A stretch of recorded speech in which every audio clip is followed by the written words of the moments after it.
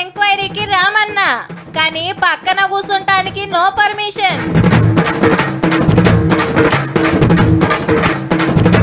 2 లక్షల కోట్ల పనులు షురు, ముగ్గురి road show super.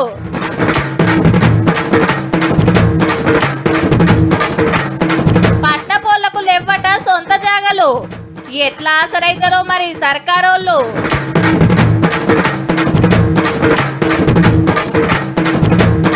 Gold medal కొట్టిన ఖైదీలు జైల్లోనే చదివిండ్రు డిగ్రీలు.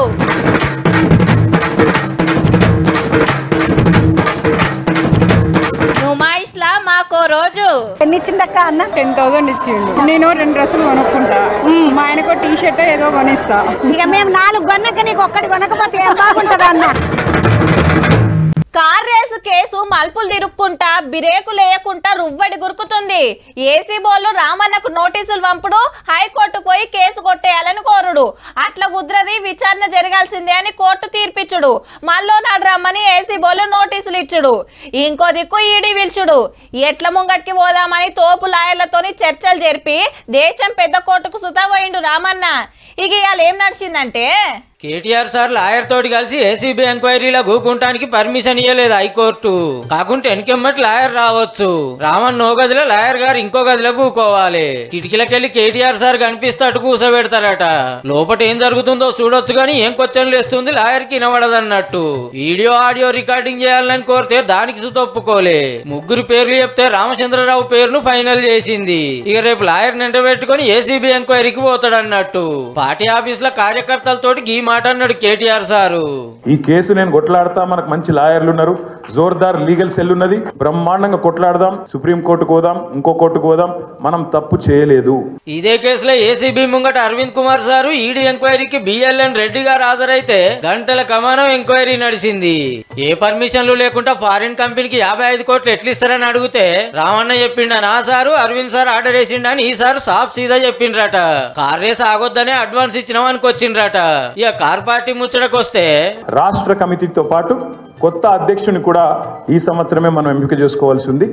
ఇంకెవరు ఉంటారు సారు? పక్కా కేసీఆర్ సారే అవుతాడు. పార్టీ వెచ్చిన కాంచి జెండా గుచ్చిన కాంచి కారుకు మెయిన్ డ్రైవర్ బాపే, అటంక స్టీరింగ్ తిప్పేది రామన్నే. ఏదో ఏడాదికోపారి అధ్యక్షుడిని ఎన్నుకోవాలి కాబట్టి నామకే వస్తే నామినేషన్ లేసుడు, సార్ని ఏకగ్రీవం చేసుడు, అంతో పద్ధతి ప్రకారం నడుస్తుంది.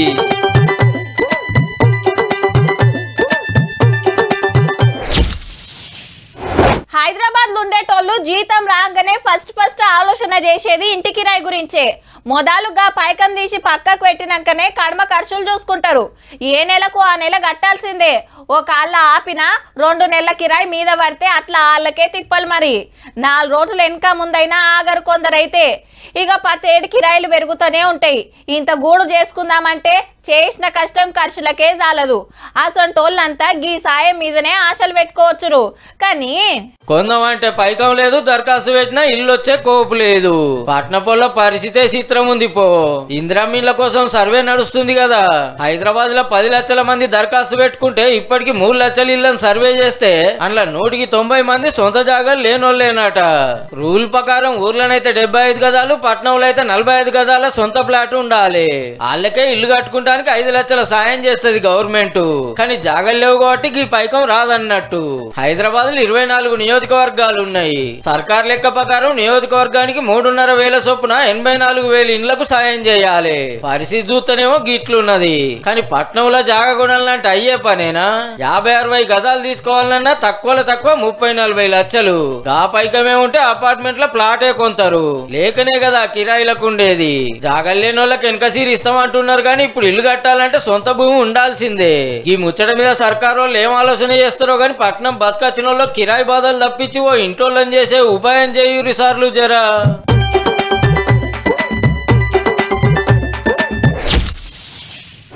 ఓ సినిమాల హీరో అనుకోకుండా ఓ కేసులో ఇరుక్కొని జైలుకు పోతాడు. లాయర్ కావాలని తండ్రి కోరిక. ఖైదీ అయితే జైలుకు పోతాడు కానీ కాలేజీకి పోలేడు కదా. కోర్టుకు దరఖాస్తు పెట్టుకుంటే పర్మిషన్ ఇస్తారు. పొద్దుగాల కాలేజీకి పోవుడు, రాత్రి జైల్లో కూర్చొని చదువుడు. ఆఖరికి అనుకున్నట్టు నల్ల కోట వేసుకుంటాడు. ఇప్పుడు గీ ముచ్చట ఎందుకు అంటారా? గీ వార్త సుత గసొంటిదే. కాకుంటే జైలే కాలేజీ, ఖైదీలే స్టూడెంట్లు. పలకవట్టుడు కాంచి పీజీ పట్టా వచ్చేదాకా చక్కటి చదువులు నేర్పిస్తున్నారు. మరి ఎన్నో కాదుల్లో మన తెలంగాణ జైళ్లలోనే పోయినేడు రాష్ట్రమంతా 37 జైళ్లలో 41,000 మంది ఖైదీలుంటే అందులో 12,000 మందికి పలక పట్టించి చదువుడు రాసుడు నేర్పించిండ్రట. ఇంకో 750 మంది డిగ్రీలు చదివిండ్రట. 225 మంది పీజీ పట్టాలు తీసుకున్నారట. కుద్దు జైళ్ల శాఖ పెబ్బ సౌమ్య మేడమే చెప్పింది. జైళ్ల పనులు చేపిస్తారు కానీ చదువులు చెప్తారా అనేరు. నడమిట్ల చదువులు ఆపినోళ్ళు చదువుకోవాలని కాయిసున్నోళ్లకు పని చేపించుకుంటూనే పాఠాలు చెప్తారు. బయట ఎట్లున్నదో గట్లనే నడుస్తాయి క్లాసులు. కాకుంటే ఓపెన్ డిగ్రీ బయటికి పోవుడు ఉండదు. సార్లే జైలుకి వచ్చి చదువు చెప్తారు, పరీక్షలు పెడతారు. BR Ambedkar open university centre open చేశారు మా జైల్లో. దాంట్లో కొంతమందికి గోల్డ్ మెడల్ కూడా వచ్చింది. ఏదో కోపంలో తెలిసి తెలియకనో నేరాలు చేసి జైలుకు పోయిన వాళ్ళు డిగ్రీ పీజీ పట్టాలు తీసుకొని బయటకు వస్తుండ్రు అన్నట్టు. రేపటి నాడు గా చదివే వాళ్ళకు తిండి పెడుతుంది. ఇంకో 2,500 మందికి మిషన్ కుట్టుడు, ప్రింటింగ్ ప్రెస్ పని, కేకులు తయారు చేసుడు అటువంటి పనులలో ట్రైనింగ్ ఇచ్చిండ్రట. జైలు శిక్ష వచ్చినాక బయటకు వచ్చేదన్నా దందా పెట్టుకుంటామంటే వాళ్ళకు బ్యాంకులకు వెళ్లి లోన్లు సుతిప్పిస్తున్నారట. అంత మంచిగానే ఉన్నది కానీ ఖైదీలకు కనబడకుండా మర్యాదలు చేసే పోలీసుల మీద కూడా నజరయ్యుర్రు మేడం. కొందరికి జైలు అంటే అత్తగారి ఇల్లే అయింది. మరి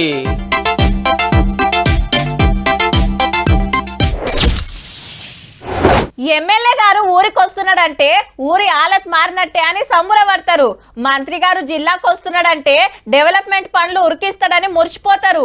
ఇక ముఖ్యమంత్రి గారే వస్తున్నారంటే ఏమేం వరాలు గుప్పిస్తాడో, ఏమేం కొత్త పథకాలు చాలు చేస్తాడో అని ఆ జిల్లా పబ్లికే కాదు రాష్ట్రం అంతా ఎదురు చూస్తుంటది.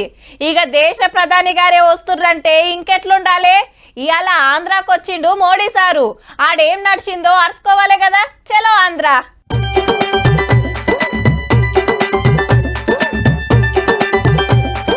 ఇటు సీఎం చంద్రన్న, అటు చిన్న సీఎం పవన్ అన్న, నడుమిట్ల మోడీ సారు ముగ్గురు కలిసి రోడ్ షో చేస్తుంటే మస్తుందిలే. తోపంట పూల జల్లుడు, సప్పట్లు కొట్టుడు. విశాఖ సిరిపురం జంక్షన్ కాంచి ఏయూ ఇంజనీరింగ్ కాలేజ్ దాకా 2 కిలోమీటర్లు నడిచింది. ఇక మీటింగ్ కాడికి వచ్చి ఎన్టీపీసీ, గ్రీన్ హైడ్రోజన్ హబ్, ఇంకో 10 ప్రాజెక్టులకు శంకుబండ, కొత్తగా కట్టిన 6 హైవేలు, రైల్వే ట్రాకులు చాలు చేసిండు. ఒక్కనాడే 2 లక్షల కోట్ల పనులు చురువు చేసిండ్రు ఆంధ్రాల. ఆంధ్ర ప్రజల ప్రేమ మరియు అభిమానానికి నా కృతజ్ఞతలు. నా అభిమానాన్ని చూపినచే అవకాశం ఇప్పుడు లభించింది. ఆంధ్ర డెవలప్మెంట్ గీతీర్లిమ్మతిస్తున్నందుకు ప్రధాని సార్కు శనార్థులు చెప్పి అమరావతి కడతానికి ఇంకింత సాయం చేయాలని కోరిండ్రు చంద్రన్న, పవన్ అన్న.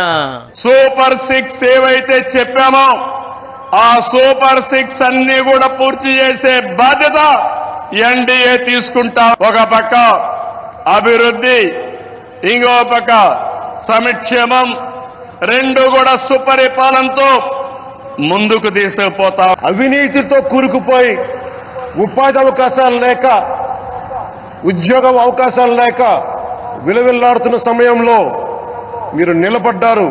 అందుకే ఈ రోజున ఈ 2 లక్షల పైచిలుకు పెట్టుబడితో 7.5 లక్షల ఉపాధి అవకాశాలు లభించి. షాపింగ్ అంటే అక్కలు, అక్కలంటే షాపింగ్. దుకాణాలకు పోవాలన్నా మేమే, బేరం చేయాలన్నా మేమే. మాతోని షాపింగ్ అంటే అట్లుంటది. మళ్ళా పుసుకున అక్కలతోని అన్నలు సుతా షాపింగ్ కు పోయినరనుకో, ఎంతసేపు బాగానే ఉన్నది తీసుకోక ఇంకేనే చూస్తారని గులుగుతుంటారు. అక్కలు చేరంత వెనక పట్టు పడతారు. కానీ ఇష్టం ఉన్నట్టు షాపింగ్ చేసుకోనరని అక్కలను దోలితే ఎట్లుంటది. నాంపల్లి నుమాయిష్లా ఒక రోజు సపరేట్ అక్కల కోసమే పెడితే గా ముచ్చట్లు అరుచుకొస్తాను పోయింది మా చంద్రవ్వ. చూద్దాం పాండ్రి అక్కల షాపింగ్ ఎట్లెట్లా నడిచిందో.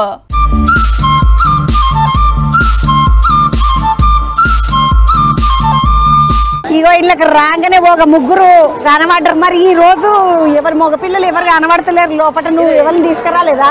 లేదు, ఈరోజు ఉమెన్స్ డే కదా, అందుకే ఉమెన్స్ డే సెలబ్రేట్ చేయడానికి మా పెద్ద మమ్మీ ఇంకా వాళ్ళ ఫ్రెండ్స్ తో పాటు వచ్చారు. మొత్తం 4కి 4 ఏడికెంచి వచ్చిండ్రక్క? వరంగల్ నుంచి వచ్చిండ్రు. వరంగల్ నుండి నుమాయిష్కి వచ్చిండ్రా? ఎన్ని ఇచ్చిండక్క అన్న? ఒక 10,000 ఇచ్చిండు. 10,000. పిల్లలకి 2 డ్రెస్సులు కొనిద్దాం. నేను 2 డ్రెస్సులు కొనుక్కుంటా. మా ఆయనకు టీ షర్ట్ ఏదో కొనిస్తా. ఇక మేము 4 కొన్నాక నీకు ఒక్కటి కొనకపోతే ఏం బాగుంటది అన్న? తెస్తుందా అంట నీకు ఒక టీ షర్ట్. చూసుకుంటా పోతుంటే ఒక ముగ్గురు అక్కలు కనబడ్డారు. అక్క ఎక్కడికెంచి? ఏమేమి కొన్నావు అక్క ఈరోజు? బెడ్షీట్స్, డ్రెస్సులు. బెడ్షీట్లు డ్రెస్సులు మంచిగానే ఉన్నాయి. అగ్వకు పడ్డాయా? మంచిగా ఉంది. కార్డు పట్టుకొచ్చినావా పైసలే పట్టుకొచ్చినా? పైసలు కార్డు రెండు. పైసలు కార్డు రెండు పట్టుకొచ్చిందంట. ఎక్కడికెంచి వచ్చినావు? हम लोग गुजरात से आए हैं। खरीदने आए नहीं तो पहले कभी आए? अम्मा इधर पहली बार ही आए। హ్యాండీక్రాఫ్ట్స్ అంటారు కదా అన్నకి, ఇది ఎంత ఉంటది? 500. గి బుడ్డది 500 का అది సేమ్ కాస్ట్. తక్కువ చేస్తావా? 2 గంటే ఎంతకి ఇస్తావు? 350 కి వస్తుంది. ఆ పీట మంచిగా ఉన్నది, ఒకసారి ఇక్కడదే రొట్టెల పీట. ఇది ఎంతకు వస్తుంది? 450. ఓ ఏమన్నా రొట్టెల పీట షాబాద్ బండితో చేసిండు, మంచిగా ఉన్నది కానీ 450. బేరమాడితే కొంచెం తక్కువ చేస్తాడు, ఏం కాదు.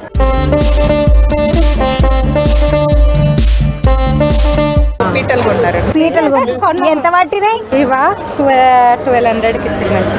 1200 పడ్డాయి. అంటే అగ్వ పడ్డట్ట పిరం పడ్డట్రా? పర్వాలేదు, తక్కువనే పడ్డట్టు. మనం ఇక్కడ అడగడం బట్టి ఉంది కొంచెం. తక్కువ చేస్తున్నారు. ఏం కొనలేవాకి ఇంకా? ఇప్పుడే వచ్చాను. లేడీస్ డే అని ఒకదాని వచ్చినావు, సంటి దాన్ని వేసుకొని. ఏం కొనుక్కుందామని వచ్చినావురా? Dresses, food items, pickles. ఏం కొనుక్కోలేదు అక్క? మరి మా బిడ్డ కోడలు పట్టుకున్నారు. ఏం కొన్నారా? ఏది ఇక్కడ చేస్తుంది? వాయ్ అమ్మనే బిడ్డ కోడలు అంటే ఏమేమి పట్టుకొచ్చిండ్రు అనుకుని. ఇక్కడ చూడు, ఈమె చేయి నిండా పట్టింది, ఆమె చేయి నిండా పట్టింది. నీకేం కొనిపించరా వీళ్ళు? వాళ్ళు ఇంకేంది, వాళ్ళు కొంటే నాకే కదా. అందుకో అంటే నాకే కదా అంటారు. అదికు చూద్దాం పండి. ఇంకొక పిల్లలు వచ్చిండ్రు, మొత్తం కుటుంబం అంతా వచ్చిండ్రు. పిల్లలు స్పెషల్ కదా తెలుసుకొని వచ్చిండ్రు, మగవాళ్ళు ఎంబడద్దని. నువ్వేం కొనుక్కున్నావు? నేను నాకు ఇష్టం ఇయర్ రింగ్స్, చెప్పులు కూడా కొనుక్కున్నావు. లేడీస్ కి కంపల్సరీ ఇట్లాంటి ఒక స్పెషల్ డే అయితే ఉండాలి ప్రతి షాపింగ్ ఉన్నది కదా. ఇందులో కాదు, ప్రతి దాంట్లో కూడా. ప్రతి దాంట్లోకి ఇట్లా లేడీస్ ఒకటి ఇట్లా ఉంటే బాగుంటది.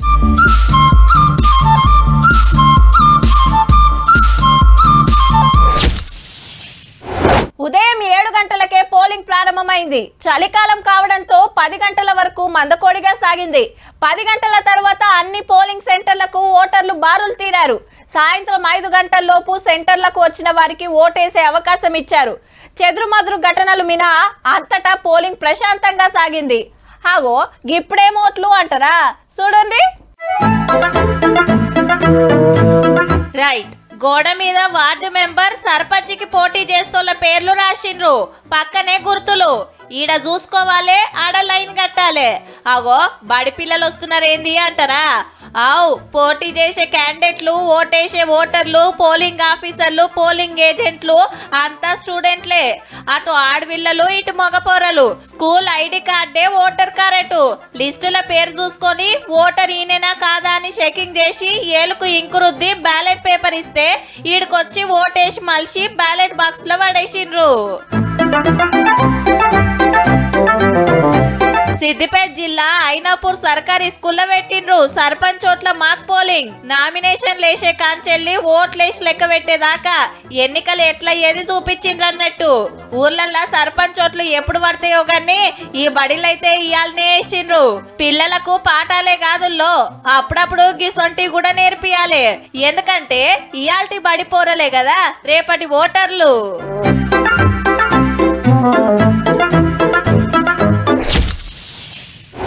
అబ్బా ఏం క్వశ్చన్లు రా నాయన, ఒక్కటన్నా నేను చదివింది రాలేదు. రాత్రంతా కూర్చొని పట్టినా ఒక్క సుతమాతికి వస్తలేదు. అరే ప్లీజ్ రా, జర చూపెట్రా. బయటికి వచ్చినాక నీకేమన్నా కావాలంటే కొనిస్తారా? అరే నువ్వు చూపెట్టలేదనుకో నీ ఆల్ టికెట్ నెంబర్ వేసి పరీక్ష రాస్తా, ఇద్దరం ఫెయిల్ అవుతాం చూసుకో. మరి నీ అవ్వ కష్టపడి చిట్టీలు కొట్టుకొస్తే ఒక్క క్వశ్చన్ వచ్చేది. ఇగో గిట్లుంటది కొందరు పోరల కథ. అయితే ఈ కాంచెల్లి ఇంటర్ ఫస్ట్ ఇయర్ పోరలకు పరీక్షలు రాయకున్నా వెళ్ళిపోయేటట్టే ఉన్నది. ఎగిరిగా అంతేసారు. మనతన కాదు, ఆంధ్రాల 2 ఏళ్లకు కలిపి సెకండ్ ఇయర్ లోనే పరీక్షలు పెట్టే ఆలోచన చేస్తురట. వాళ్ళకాళ్ళు అనుకుంటే కాదు కదా. మీరేమంటారో చెప్పుర్రని ఇయాల్టికెళ్ళి 26 జనవరి దాకా తల్లిదండ్రుల మాట సుతా తెలుసుకుంటారట. అగో 17 పరీక్షలు పెట్టి ఇప్పుడు గట్లెందుకు ఆలోచన చేస్తున్నారంటే సిబిఎస్ఈ తొవ్వల నడుస్తున్నట్టు. వాళ్లకు 10వ తరగతి తర్వాత 11వ తరగతిల పరీక్షలు ఉంటాయి. సీదా 12లనే 2 తెలుగు రాష్ట్రాలలో తప్ప దేశంలో చాలా రాష్ట్రాలు గదే తొవ్వలబోతున్నాయి. ఈ కాంచెల్లి మనం సుత అట్లనే పోదామని ఇంటర్ బోర్డు ఆంధ్ర సర్కార్ కు చెప్తే సరే స్టూడెంట్లను పబ్లిక్ ను సుత ఓ మాట అడుగుదామని సర్వే చేస్తున్నట్టు. మార్చితోని ఈ ఏడాది అయిపోతది. ఏప్రిల్ మేల కాలేజీలకు ఎండాకాలం సెలవులుంటాయి. వచ్చేడు నుంచి ఫస్ట్ ఇయర్ పరీక్షలు క్యాన్సిల్ చేసే కోపున్నదట. పిల్లల మీద చదువుల ఒత్తిడి తగ్గుతది, పోటీ పరీక్షలు ప్రిపేర్ అయితానికి ఛాన్స్ ఉంటదనేది మనోళ్ళ ఆపోచన. ఇక మన తాన ఇంటర్ల సిలబస్ తగ్గించే పనులున్నారు. ఇక వచ్చే ఏడుకెళ్లి తెలుగు రాష్ట్రాలల్లో చదువులు పరీక్షలు పెట్టే తరీకా మారుతదన్నట్టు.